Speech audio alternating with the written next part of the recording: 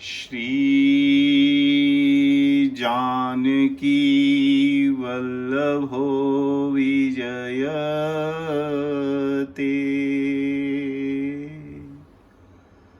श्री राम जय राम जय जय राम। श्री राम जय राम जय जय राम। श्री राम जय राम जय जय राम। श्री राम जय राम जय जय राम। मंगल भवन अमंगल हारी। द्रवहूँ सुदशरथ अजीर बिहारी। जय जय जय हनुमान गोसाई। कृपा करो गुरु देव की नाई। तब केवट ऊंचे चढ़ी धाई। कहऊ भरत सन भुजा उठाई। नाथ देखी हैं बिटप विशाला। पाकरी जम्बूर साल तमाला। जिन तरुवरन मध्य बटु सोहा। मंजू विशाल देखी मन मोहा।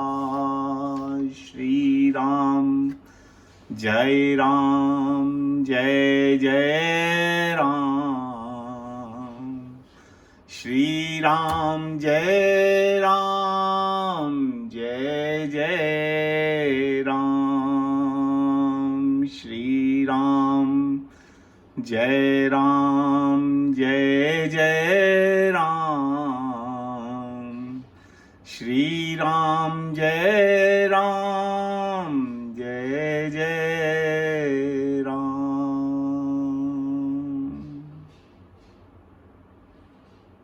जय सिया राम।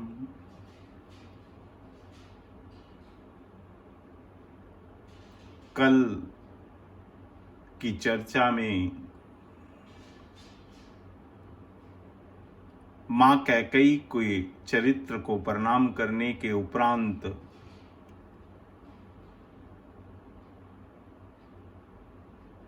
मन के अंदर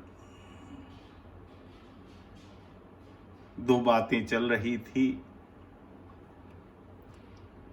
एक बात तो ये चल रही थी कि बस अब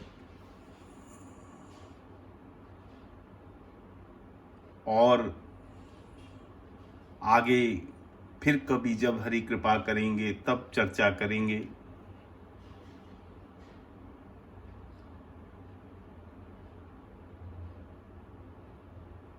क्योंकि इसके पीछे भैया कई कारण हैं।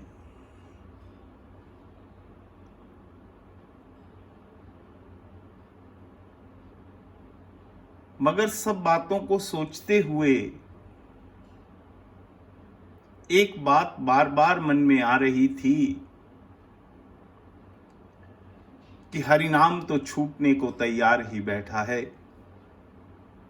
इसको छोड़ तो जब मर्जी दो, मगर पुनः पकड़ना फिर बहुत मुश्किल है। पुनः पकड़ पाना जीवन में हर काम हो जाते हैं जीवन में, मुश्किल से मुश्किल समय गुजर जाता है, अच्छे से अच्छा समय भी बीत जाता है, मगर जीव की अगर पकड़ में नहीं आता तो छूटा हुआ हरिनाम पुनः पुनः फिर पकड़ में आता नहीं, बहुत मुश्किल होती है। फिर सोचा कि चलो जितना समय लग पाएगा, जितनी देर भगवान कृपा करेंगे, कुछ ना कुछ चर्चा कुछ दिन और करते हैं, जब तक भगवान चाहेंगे। मगर फिर मन में विषय का विचार था कि किस विषय पर अब आगे चर्चा की जाए। वैसे तो मानस के अंदर कोई भी विषय उठा लो, हर विषय रस और आनंद से परिपूर्ण है। जैसे दिवाली के दिनों में खांड का खिलौना आता है, चीनी के खिलौने बने हुए आते हैं, उनका आकार कोई भी हो मगर स्वाद सबका मीठा ही होता है। उसी प्रकार मानस को आप कहीं से भी उसका रसास्वादन करो, रस और आनंद की ही अनुभूति होती है। फिर मन में विचार आया कि चलो थोड़ी देर चित्रकूट में निवास करने का प्रयास करेंगे, कि जहां भगवान राम रह रहे हैं वहां पर उस चित्रकूट पर्वत की महिमा जो है उसके ऊपर थोड़ा विचार करने का हम प्रयास करेंगे। कर नहीं सकते हम,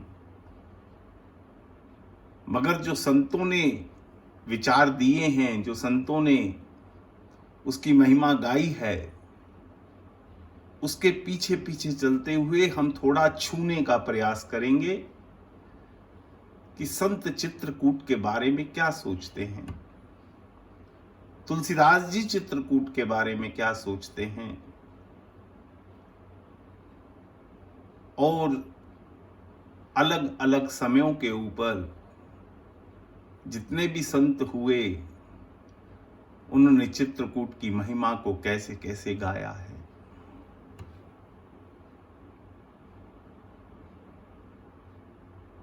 एक दृष्टि तो ये है कि चित्रकूट अति विचित्र है, जहां पर कुदरत ने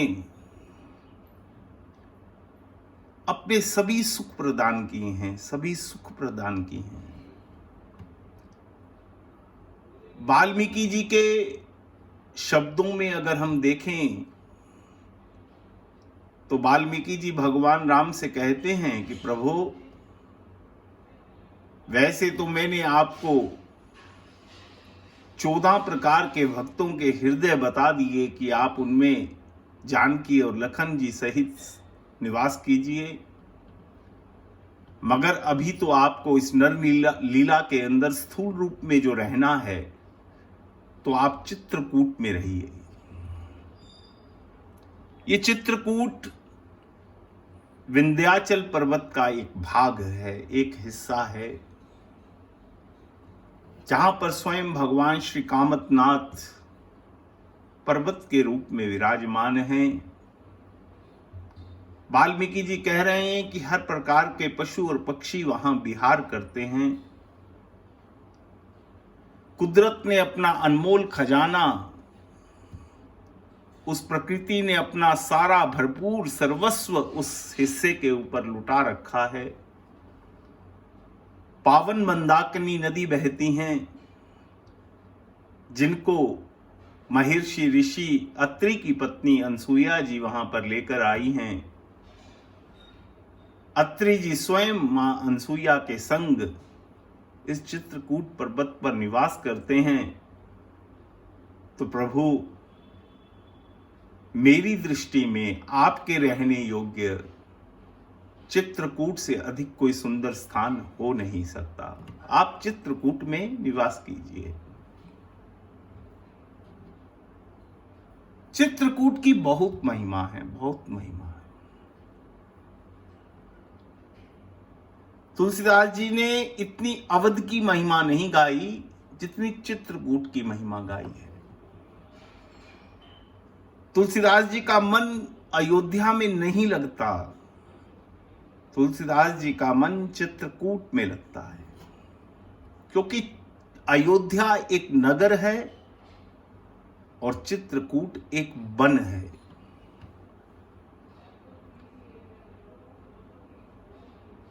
नगर के अंदर आप जाओ, किसी भी बड़े नगर के अंदर आप जाओ, तो उसमें देखने को आपको क्या मिलता है?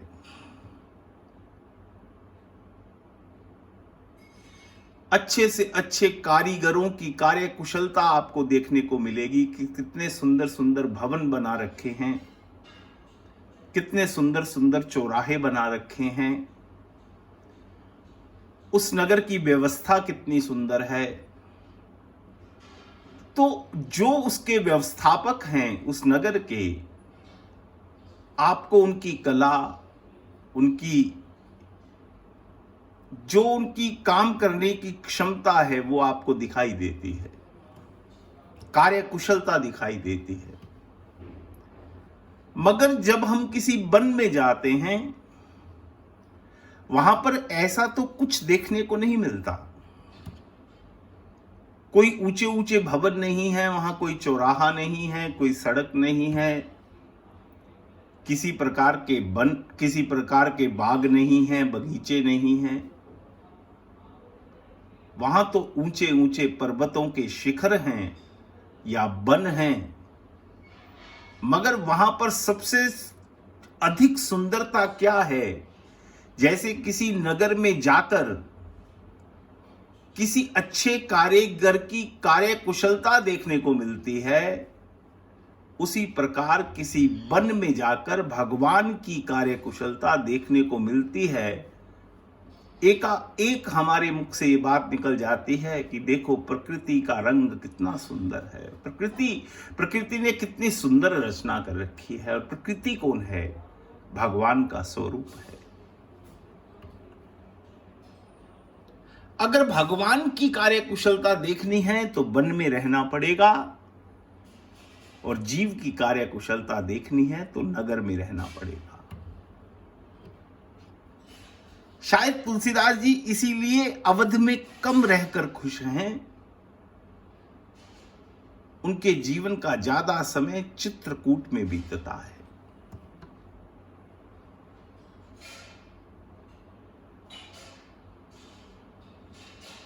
चित्रकूट जो है वो भगवान श्री सीताराम जी की विहार स्थली है।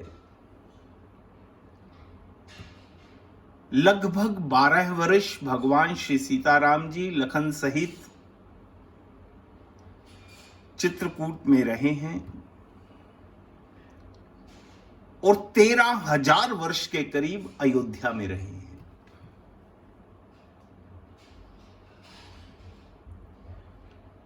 मगर जिस स्थान पर भगवान 12 वर्ष रहे हैं उसकी महिमा अवध से कहीं अधिक है। जो रसास्वादन चित्रकूट की भूमि में जीव को होता है वो अवध में नहीं हो सकता।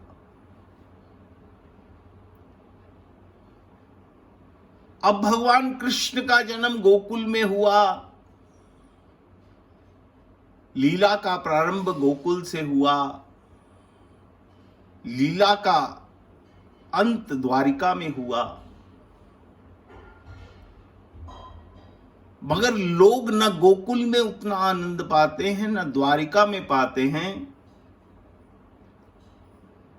जिस स्थान पर भगवान 9 या 10 वर्ष रहे वो वन, वो वृंदावन, जहां पर भगवान ने लीला की, जहां पर भगवान ने बंशी बजाई। देखिए भगवान कृष्ण बंशी केवल वृंदावन में बजाते हैं और कहीं कोई उल्लेख नहीं मिलता कि भगवान ने कहीं और भी बंशी बजाई हो। भगवान मोरपंख केवल वृंदावन में धारण करते हैं, केवल और केवल वृंदावन में धारण करते हैं। भगवान के चरणों की जो स्पर्श जिस भूमि को मिलता है वो केवल और केवल वृंदावन की रज है, जिसको भगवान के चरणार बिंद का स्पर्श मिलता है। वही बात चित्रकूट के साथ है। संतों ने कहा कि चित्रकूट की महिमा इसलिए अधिक है कि भगवान यहां सीताराम जी विहार करते हैं।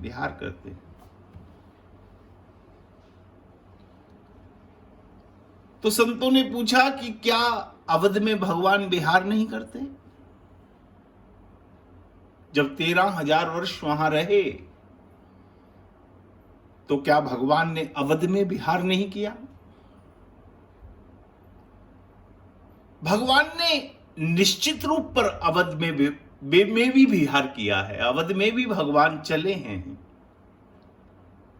मगर अवध में चलने और चित्रकूट में चलने में एक थोड़ा सा अंतर है।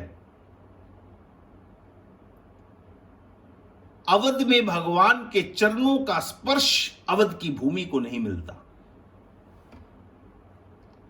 वहां भगवान नंगे पांव नहीं चल सकते, क्योंकि महाराजा अधिराज हैं, कालीन बिछे हुए हैं, मखमली कालीनों के ऊपर भगवान चलते हैं। मगर चित्रकूट में भगवान के पांव के अंदर कुछ पहन नहीं रखा, तो चित्रकूट की भूमि को भगवान के चरणों का सीधा स्पर्श मिलता है, सीधा। और इसी कारण से चित्रकूट की उस रज की, उस भूमि की महिमा है। वृंदावन की महिमा भी तो इसी कारण से है कि वहां पर भगवान जब गैया का चारण करने के लिए जाते हैं तो भगवान नंगे पांव जाते हैं। वृंदावन की रज की एक एक कण को भगवान के चरणों से ओतप्रोत हुई है। वो एक एक रज का कण भगवान के चरणों की कृपा से ओतप्रोत है। उसी प्रकार चित्रकूट की भूमि भगवान श्री सीताराम जी के चरणार बिंद की रज से ओतप्रोत है।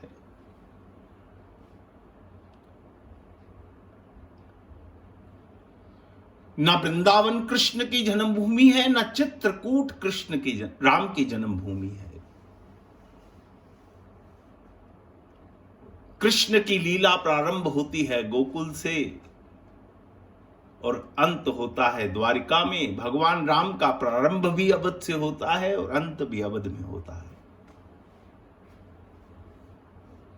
मगर जीवन का बीच का कुछ काल भगवान कृष्ण का हो सकता है 1-2 साल कम रहे हैं वृंदावन में, मगर भगवान राम तो ऐसा पूरा उल्लेख मिलता है कि भगवान राम लगभग 12 वर्ष चित्रकूट में रहे हैं।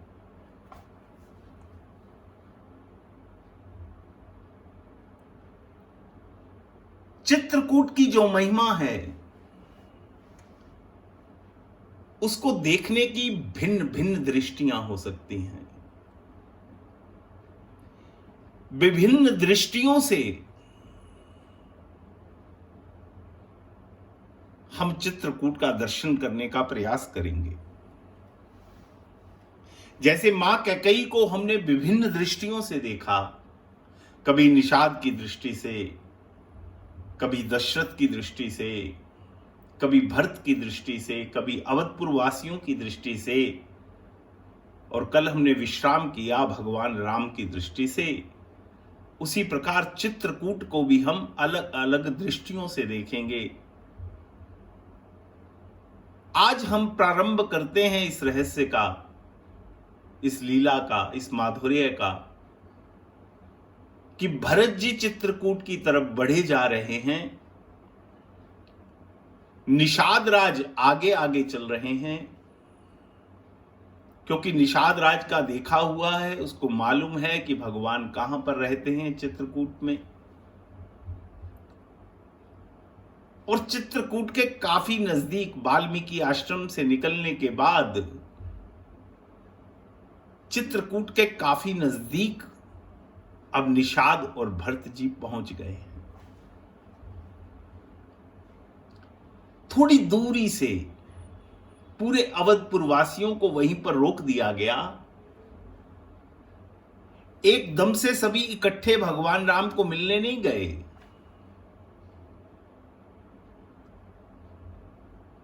पहले भरत और शत्रुघ्न और निषाद ही जाते हैं, 3 लोग ही ये जाते हैं। और निषाद भरत जी को दूर से ही दिखाते हैं, हाथ उठाकर इशारा कर कर कि प्रभु वो देखिए पर्वत की वो जो चोटी है ना, जो 4 बड़े बड़े वृक्ष नजर आ रहे हैं। 4 वृक्षों का उल्लेख तुलसीदास जी ने वहां पर किया है। निषाद दिखाता है भरत जी को कि भरत जी आप देखिए कि इसमें एक पाकरी का वृक्ष है, एक जामुन का है, एक रसाल का वृक्ष है जिसको आम का वृक्ष कहते हैं, और चौथा तमाल का वृक्ष है। और इन 4 वृक्षों के बीच में एक बहुत विशाल वट का वृक्ष दिखाई आपको दे रहा होगा। उस विशाल वट के वृक्ष के नीचे, और संतों ने आज तक वट के वृक्ष को हमेशा विश्वास बताया है कि यह विश्वास का प्रतीक है।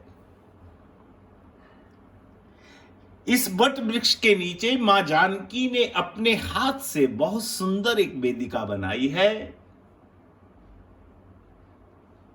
एक सुंदर चबूतरा बनाया है, आप ये समझ लीजिए। और उस वेदिका के ऊपर श्री सीताराम जी विराजमान हैं, और उनके चारों तरफ इस क्षेत्र के जितने भी मुनिवृंद हैं, जितने भी संत हैं, नित्य एकत्रित होते हैं और भगवान श्री सीताराम जी को घेरे रहते हैं। बहुत व्यस्त दिनचर्या है भगवान की चित्रकूट में। ये नहीं है कि भगवान वन में आए हुए हैं तो भगवान की दिनचर्या नहीं है कोई। भगवान की व्यस्तम दिनचर्या है यहां पर। भगवान को एक क्षण का भी समय नहीं है। भगवान ब्रह्म मुहूर्त में उठते हैं, भगवान संतों के साथ सत्संग करते हैं, कुछ देर के लिए भील किरातों से वार्तालाप करते हैं, क्योंकि भील किरातों से बात करके भगवान का मन को प्रसन्नता मिलती है, भगवान प्रसन्न होते हैं। कुछ अंतरंग क्षण जो हैं वो जानकी जी के साथ भगवान राम के बीतते हैं। कुछ देर लखनलाल जी के साथ भी सत्संग होता है। इस तरह सुबह से लेकर रात तक की भगवान की जो दिनचर्या है वो बहुत व्यस्त है। ये बात निषाद बता रहा है भरत जी को। निषाद ने बताया कि प्रभु इस वट वृक्ष के नीचे एक बहुत सुंदर वेदिका जानकी जी ने अपने हाथ से बनाई। उसके चारों तरफ मां जानकी और लखनलाल जी ने सुंदर सुंदर पौधे लगा रखे हैं। बहुत सुंदर वातावरण है, बहुत सुंदर वातावरण है। और इस वेदिका के ऊपर श्री सीताराम जी विराजमान रहते हैं। इनके चारों तरफ मुनिवृंद और संतगण रहते हैं और इनका निरंतर सत्संग चलता है, सत्संग चलता है। देखिए सत्संग की कितनी महिमा है जिसकी जरूरत सीताराम जी को भी है। श्री राधा गोविंद भगवान भी सत्संग करते हैं, भगवान कृष्ण द्वारिका में सत्संग करते हैं, नाम जप करते हैं। किसका नाम जपते होंगे?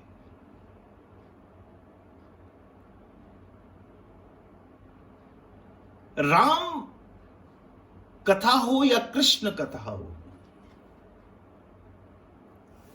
अगर हम पूरा जीवन राममानस को इसी तरह पढ़ते रहे कि एक सीताराम जी की एक अच्छी एक सुंदर स्टोरी है, एक धार्मिक दृष्टि से उसको पढ़ते रहे कि शायद इसके पढ़ने से कोई पुण्य प्राप्त होता है, अगर हम उसी दृष्टि से पूरा जीवन उसका पारायण करते रहे तो शायद उसका पुण्य तो होता ही होगा। मैं ये नहीं कहता कि पुण्य नहीं होता, पुण्य तो होता ही होगा, मगर जो मानस देना चाहती है, जो तुलसीदास जी देना चाहते हैं, देखो ये ऐसा अनमोल खजाना है, अनमोल खजाना है, ये ऐसी गंगा की धारा है। गंगा का तो मालूम है कि गोमुख से निकलती है, इस धारा का मालूम ही नहीं कि इसका प्राकट्य कहां से हुआ, यही नहीं मालूम।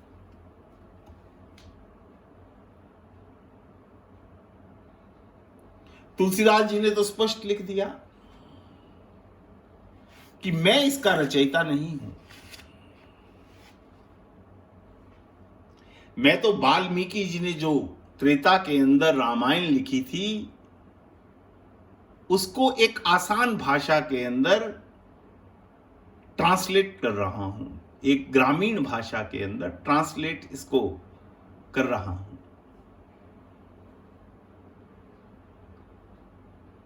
या फिर तुलसीदास जी यह मानते हैं कि इसके रचनाकार जो हैं वो स्वयं भगवान शिव हैं, और भगवान शिव ने भी इसकी रचना किसके लिए की है यह भी कुछ स्पष्ट नहीं होता। कोई व्यक्ति कोई भी रचना करता है उसको आगे बांटने के लिए करता है, मगर देखो शिव ने इसकी रचना तो कर ली, मगर इतने परम सुख को शिव आगे बांटने के लिए तैयार नहीं है। शिव कहते हैं ये तो स्वांत सुखाय है, अपने सुख के लिए, अपने सुख के लिए। कितनी अंतरंग वस्तु है ये मानस, कितनी कितनी आनंदमयी, जिसको भगवान शिव को भी छोड़ने को मन नहीं करता, किसी को देने को मन नहीं करता। रची महेश निज मानस राखा, अपने मानस में, अपने हृदय में ही रख लिया बस।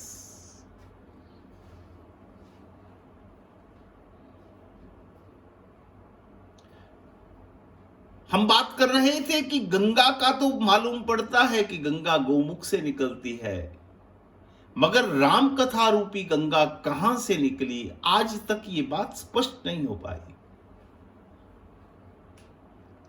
तुलसीदास जी ने स्पष्ट मना कर दिया।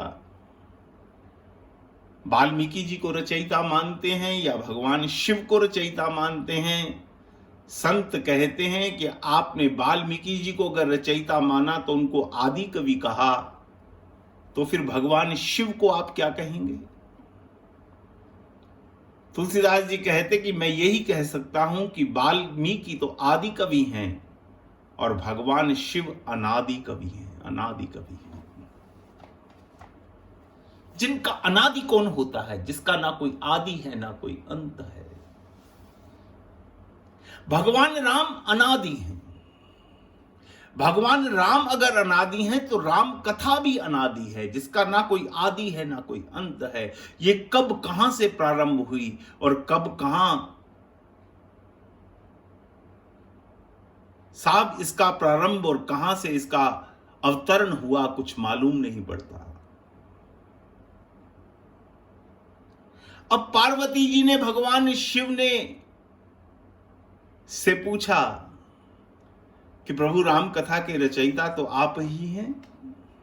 शिव ने कहा नहीं पार्वती, इस भ्रम में मत रहिएगा, मैं रचयिता नहीं हूं। मैं तो कभी कभार या तो संतों से सुनने चला जाता हूं या कभी कभी उस नीलगिरी पर्वत के ऊपर जब काकभुसुंडी जी 27 कल्पों से गरुड़ जी को कथा कह रहे हैं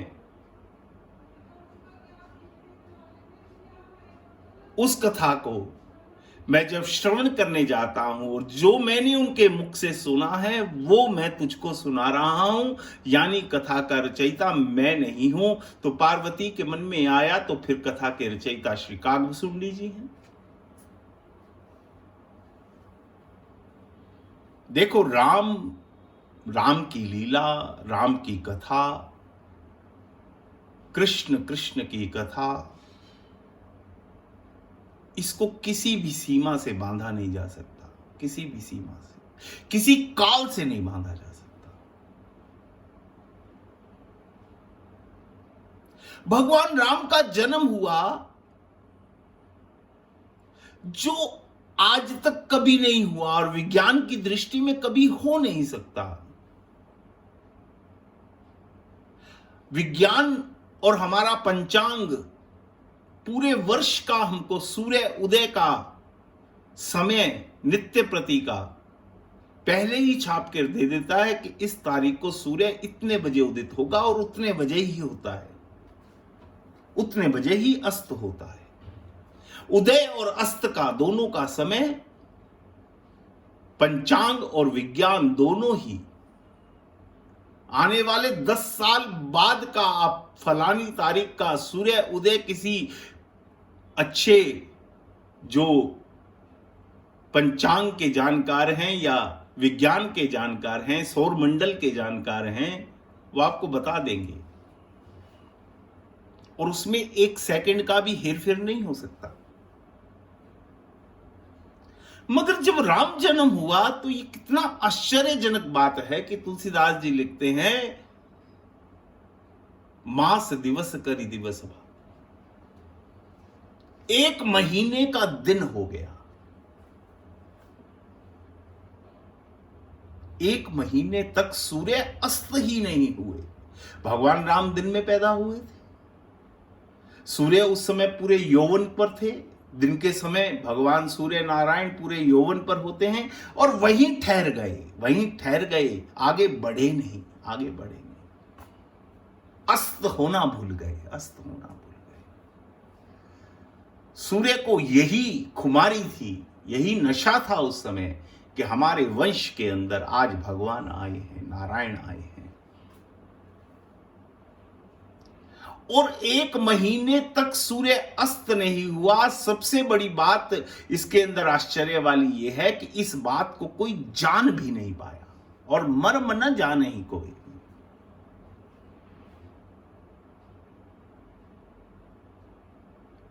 सूर्य दिन रोज 10 घंटे का होता है, ये किसी दिन 16-18 घंटे का हो जाए तो दुनिया घबरा नहीं जाएगी कि आज 18 घंटे हो गए सूर्य के उदय हुए, अस्त होने का नाम नहीं ले रहा, क्या बात है। अगर कभी ऐसा हो जाए तो क्या बीतेगी। क्या अवधपुर वासियों को पता ही नहीं लगा कि 1 महीना हो गया सूर्य छुपा ही नहीं पता लगा भैया, नहीं पता। तुलसीदास जी ने स्पष्ट लिख दिया कि सूर्य नारायण 1 महीने का तक वहीं रहे, 1 महीने का 1 दिन हो गया और इस मर्म को कोई जान नहीं पाया। रथ समेत रवि था केऊ, निशा कवन विधि होए। रथ समेत भगवान सूर्य नारायण वहीं ठहर गए तो रात्रि किस प्रकार से होती, रात्रि हुई ही नहीं। यानी काल का भी जो चक्र है, काल का भी जो चक्र चलता है, जिसके अंदर एक सेकंड का भी हेर फेर नहीं होता, भगवान के आगे वो सभी चक्र भी रुक जाया करते हैं। भगवान तो अनादि हैं, अनादि। उनको किसी समय से, किसी काल से, किसी स्थान से नहीं बांधा जा सकता। उनको बांधने की तो एक ही विधि है, भगवान बंधते हैं तो केवल और केवल आपके प्रेम के कारण बंधते हैं, प्रेम के कारण।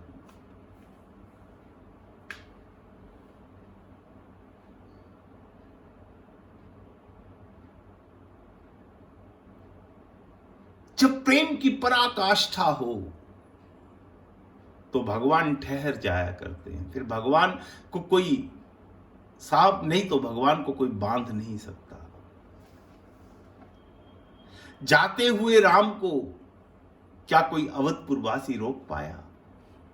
क्या मां कौशल्या रोक पाई? क्या राजा दशरथ रोक पाए? हां, अगर भरत जी मौजूद होते तो राम अवध से जा ही ना पाते।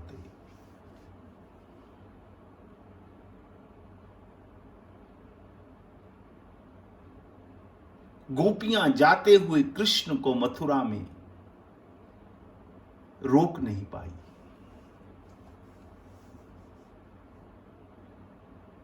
क्योंकि कृष्ण एक झूठा वायदा कर कर चले गए कि मैं परसों आ जाऊंगा, परसों।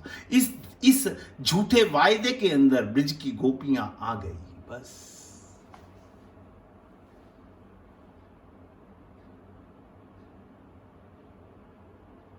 मां यशोदा और नंद बाबा तो चलो साथ में ही गए थे, मां यशोदा भी जाते हुए कन्हैया को रोक नहीं पाई।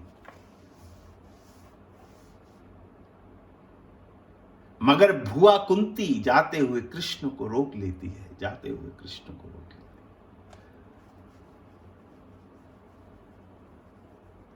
है। भगवान को किसी चीज से बांधा नहीं जा सकता, भगवान को समय के चक्र से नहीं बांधा जा सकता। उसी प्रकार जिस प्रकार भगवान अनादि हैं, भगवान की कथा भी अनादि है। राम कथा का प्राकट्य कहां से हुआ, यही आज तक कोई निष्कर्ष नहीं निकाल सकता। तुलसीदास जी ने कह दिया कि रचि महेश निज मानस राखा। भगवान शिव ने पार्वती से कह दिया कि मैं तो जो काग भुसुंडी जी के श्रीमुख से सुनता हूं वही आपको सुना रहा हूं। अब काग भुसुंडी जी को संतों ने पूछ लिया कि प्रभु भगवान शिव कह रहे हैं फिर तो आप राम कथा के रचयिता आप ही हैं। काग भुसुंडी जी कहते नहीं, राम कथा का रचयिता मैं भी नहीं हूं।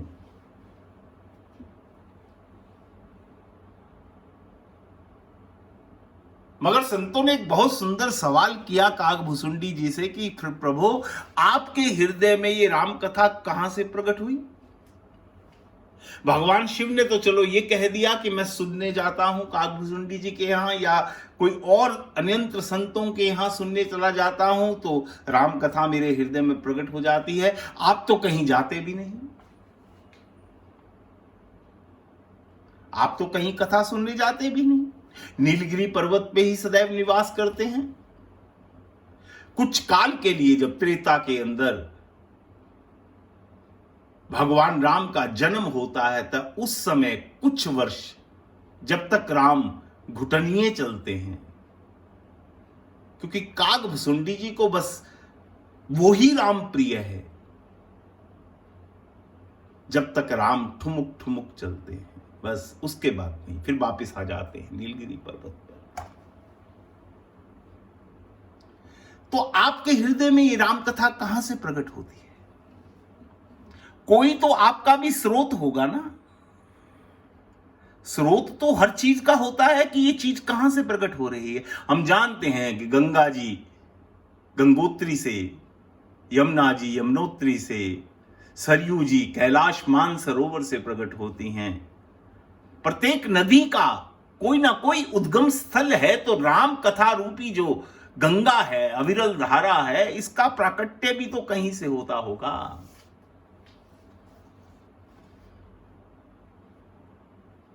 तब काग भुसुंडी जी ने थोड़ा सा रहस्य उद्घाटन किया है।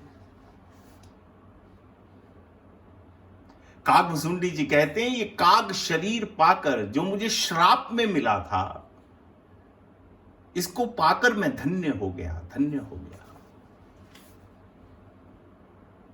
इस शरीर के मुझे इतने फायदे हुए, अगर मेरे पास कोई और योनि होती तो मैं वो आनंद ले ही ना पाता कभी। भगवान शिव को राम के दर्शन के लिए, प्रवेश करने के लिए कितना स्वांग रचना पड़ा, आप ये तो देखिए।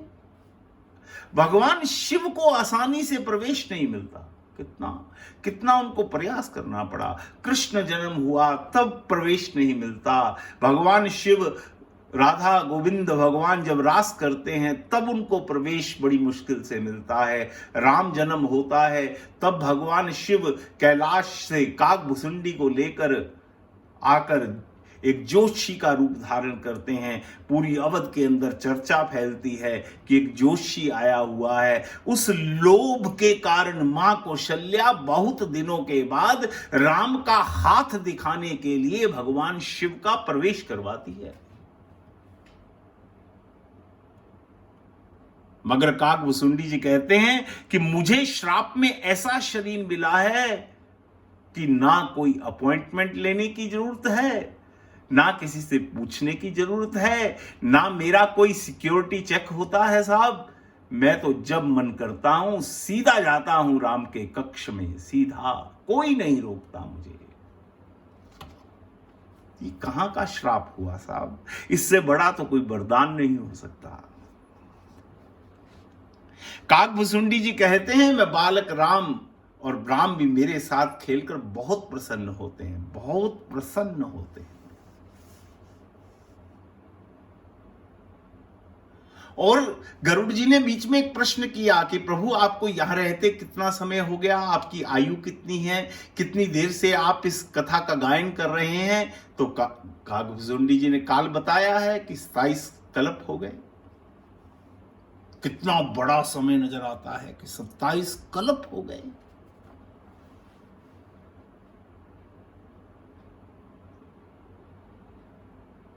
मगर जब काकभुसुंडी जी भगवान के उदर में जाते हैं और देखते हैं कि कोटि कोटि ब्रह्मांड हैं, प्रत्येक ब्रह्मांड में एक भारत है, एक भारत में एक अयोध्या है, अयोध्या में वो एक राम जी का महल है, और प्रत्येक महल के अंदर दशरथ अलग अलग हैं, ये कौशल्या अलग अलग हैं, मगर राम सब में एक ही है।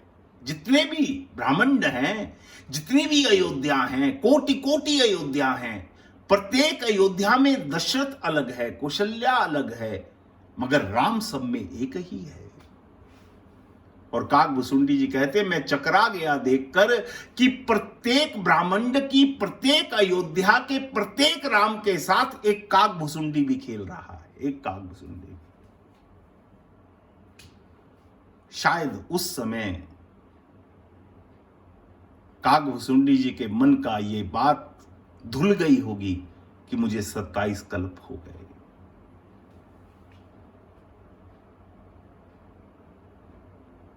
भगवान राम कब से हो रहे हैं, कब तक होंगे, इसकी गणना नहीं की जा सकती। ये बुद्धि से परे की वस्तु है। मैंने 3-4 दिन पहले आपको चर्चा में कहा था कि संसार के अंदर नीति लगानी चाहिए, भगवान के कार्य में तो केवल प्रीति लगाओ, बस नीति मत लगाओ, कोई बुद्धि मत लगाना।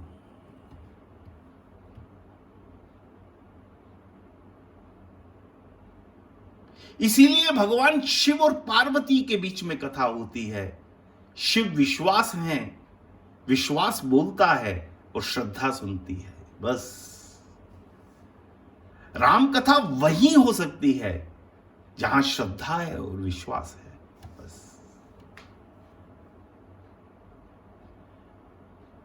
काकभुसुंडी जी कहते हैं कि मैं तो ऐसा समझता हूं कि राम कथा कहां से प्रकट हुई मेरे हृदय में, मैं तो इसके पीछे एक ही कारण जानता हूं, एक ही कारण समझता हूं। जब मैं प्रत्येक त्रेता के अंदर भगवान राम के आंगन में खेलने के लिए जाता हूं, भगवान राम के हाथों से जो जूठन गिरती है, उस जूठन को जब मैं खाता हूं और जब वो मेरे हृदय में पहुंचती है, जब हम कोई भी भोजन करते हैं, उस भोजन का रस बनता है, उस रस से रक्त बनता है, उससे हमारा शरीर चलायमान होता है। मगर भगवान के हाथों से गिरी हुई जूठन के जब मेरे हृदय तक पहुंचती है तो उसका रक्त नहीं बनता। काकभुसुंडी जी कहते हैं, वो प्रसाद जब मेरे हृदय तक पहुंचता है, वो प्रसाद हृदय में पहुंचकर राम कथा में परिवर्तित हो जाता है। यानी राम कथा राम की जूठन रूपी कृपा से प्रकट होती है, जूठन रूपी कृपा से प्रकट होती है। मैं कल भी ये बात आपको कह रहा था, राम कथा का जब जब गायन होगा, कृष्ण कथा का, हरि कथा का जब जब गायन होगा, उसका कारण एक ही होगा, केवल और केवल हरि कृपा, इसके अलावा और कोई नहीं भैया, कोई नहीं।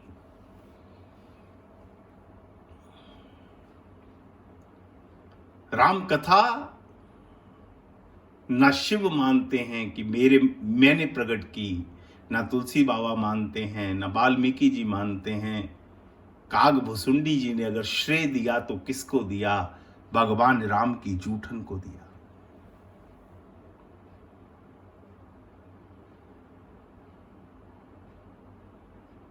भगवान राम चित्रकूट में विराजमान हैं।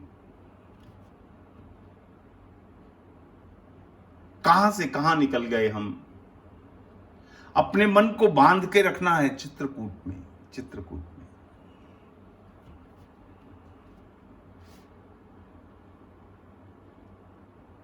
भगवान 12 वर्ष में रहे चित्रकूट में, कम से कम 12 दिन तो चर्चा करें चित्रकूट पर।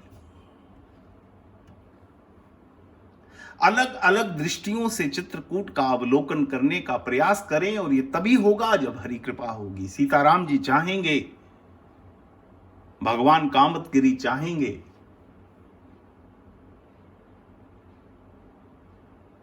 भगवान कृष्ण वृंदावन में रहते हैं, तब वहां पर उस भूमि को रस प्रदान करते हैं। भगवान श्री सीताराम जी चित्रकूट रूपी वन में रहते हैं, तो उस भूमि को रस प्रदान करते हैं। बहुत आनंद लिया भगवान ने चित्रकूट में, बहुत आनंद लिया। तुलसीदास जी ने जीवन में बहुत आनंद लिया चित्रकूट में। संतों ने कहा कि बाबा आप अवध छोड़कर बार बार चित्रकूट क्यों चले जाते हैं, क्यों चले जाते हैं?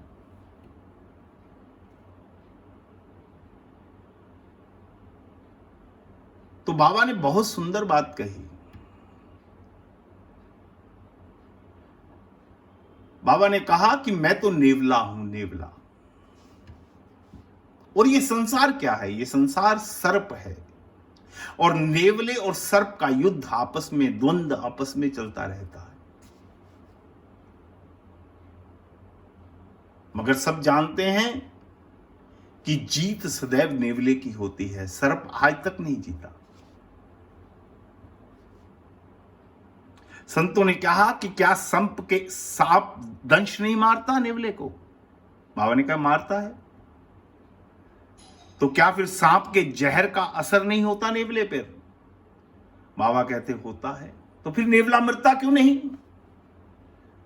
बाबा कहते कि नेवला एक ऐसी बूटी को जानता है, एक ऐसी दवा को जानता है कि जाकर उसको सूंघ आता है, जल्दी से जाकर तो उसका जहर उतर जाता है, और जहर उतरने के बाद फिर आकर सांप के साथ फिर लड़ता है। बार बार यही क्रम चलता रहता है। नेवले का जहर उतरता रहता है, और सांप एक दिन थक कर हार जाता है नेवले से, और सांप मारा जाता है। इसी प्रकार कहते इधर उधर रहते रहते संसार का जो विष मेरे पर चढ़ जाता है। चित्रकूट तो वो बूटी है, जैसे नेवला उस बूटी को सूंघ कर अपना जहर उतारता है। तुलसीदास जी कहते हैं कि मैं भी अपने उस संसार का जो काम क्रोध लोभ रूपी कोई विष मेरे हृदय में आता है, तो चित्रकूट मेरे जीवन में वो बूटी है, जहां मैं कुछ दिन रहकर उस जहर को उतार आता हूं, बस। और मेरा कोई वहां जाने का प्रयोजन नहीं। कुछ संत तो कहते हैं कि तुलसीदास जी की जन्मभूमि वैसे तो कहते हैं कि राजापुर है, मगर उसके बारे में भी कई शंकाएं हैं, विवादास्पद है। मगर कुछ संत कहते हैं हम नहीं मानते कि तुलसीदास जी का जन्म राजापुर में हुआ। जिस तुलसीदास का जन्म राजापुर में हुआ था उस तुलसीदास को तो हम मानते ही नहीं। हम तो उस तुलसी बाबा को मानते हैं जिसका पुनर्जन्म चित्रकूट में हुआ। चित्रकूट, क्योंकि चित्रकूट के घाट पर ही बाबा को भगवान श्री सीताराम जी के हनुमान जी की प्रेरणा से दर्शन होते हैं, और वही पुनर्जन्म है, वही पुनर्जन्म है। यहां तक संत कहते हैं कि राजापुर इसीलिए विवादास्पद है क्योंकि सही मायने में तो बाबा की जन्मभूमि जो है वो चित्रकूट है। जीव का जन्म तभी मानना चाहिए जब जीवन में कुछ परिवर्तन आ जाए, जीवन में कुछ परिवर्तन, उसी दिन जीव को अपना जन्म मानना चाहिए कि आज मेरा जन्म हुआ है, मेरे जीवन में ये बदलाव आ गया, ये परिवर्तन आ गया।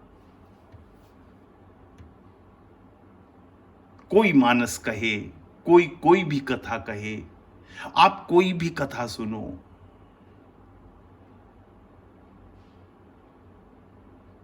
मगर देरी कहां हो रही, दिक्कत कहां हो रही है? हम उसको कथा के रूप में ही सुनते आ रहे हैं आज तक।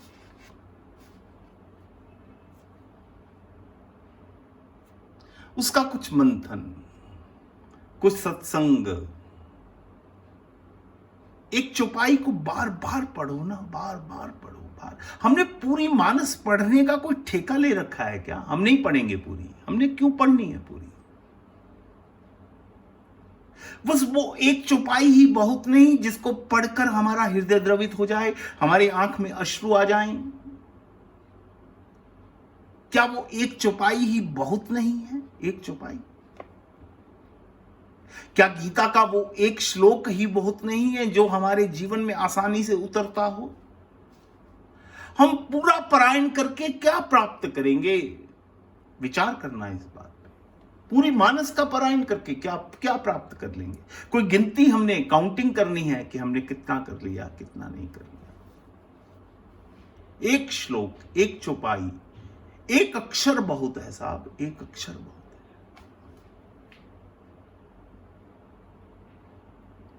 जीवन में उतर जाए। हम भगवान की उस बिहार स्थली, चाहे वो वृंदावन हो और चाहे वो चित्रकूट हो, दोनों समान हैं, दोनों समान हैं। कहीं कोई भेद नहीं, कहीं कोई अंतर नहीं। चित्रकूट और वृंदावन में भेद किया ही नहीं जा सकता, किया ही नहीं जा सकता। जैसे राम और कृष्ण में भेद नहीं किया जा सकता, वैसे ही चित्रकूट और वृंदावन की महिमा में भेद करना अपराध है।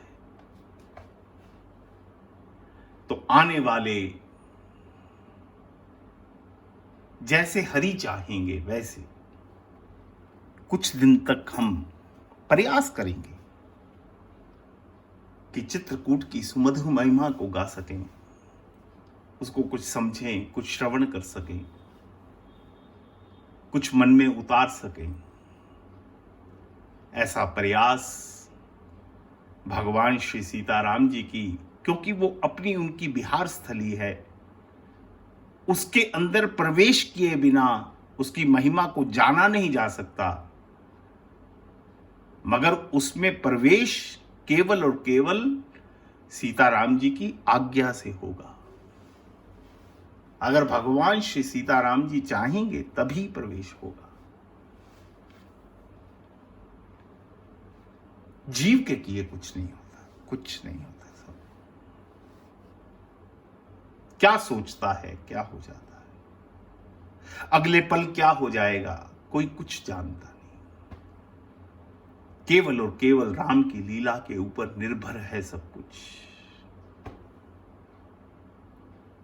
कल से हम प्रयास करेंगे कि चित्रकूट का अवलोकन हम अलग अलग दृष्टियों से करें कि वो भगवान की बिहार लली कितनी मधुर है।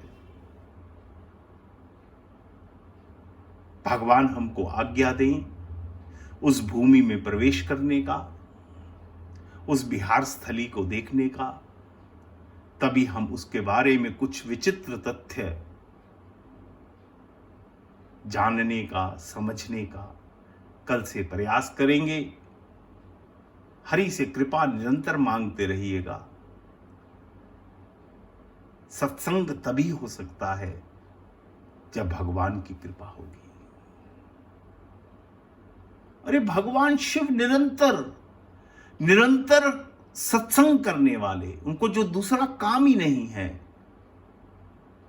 जब वो भगवान से बार बार मांगते हैं, बार बार वर मांगहूं हर्ष देहु श्रीरंग पद सरोजन पायनी भक्ति सदा सत्संग, उनको फिर कमी महसूस होती है भीतर, फिर भगवान के आगे अपना दामन फैलाकर भगवान से यही मांगते हैं कि प्रभु एक बार नहीं, आपसे बार बार मांग रहा हूं, मेरे जीवन में सत्संग दीजिए, सत्संग दीजिए, सत्संग। क्योंकि सत्संग हर चीज आपके पुरुषार्थ से मिल सकती है, आपकी मेहनत से मिल सकती है, प्रयास से मिल सकती है, मगर सत्संग मिलेगा तो केवल और केवल हरि कृपा से मिलेगा, इसके सिवा नहीं मिल सकता। इसलिए भगवान से निरंतर कृपा मांगिए कि हम सत्संग से जुड़े रहें। अपने स्वास्थ्य का ध्यान रखिएगा, अपने परिवार का ध्यान रखिएगा, हरि का नाम सदैव सदैव लेते रहिएगा, विश्व मंगल हेतु कामना करते रहिएगा। बस इसी कामना के साथ मेरी आपको जय सिया राम।